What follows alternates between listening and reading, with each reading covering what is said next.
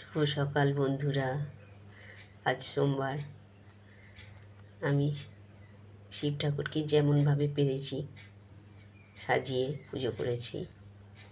তোমরাও নিশ্চয়ই রোজ করো।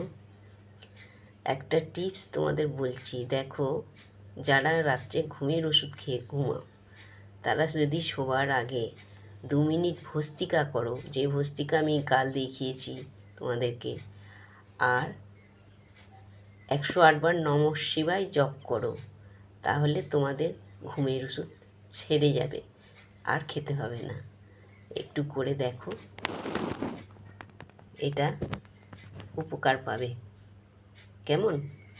দেখো, তোমাদের যদি ভালো লাগে আমার এই কথাগুলো শুনতে, আরও কিছু চাও আর করে দেখো, যদি ফল পাও তাহলে আমাকে জানিও, কমেন্ট করো, লাইক করো আর চ্যানেলটাকে সাবস্ক্রাইব করে দিও।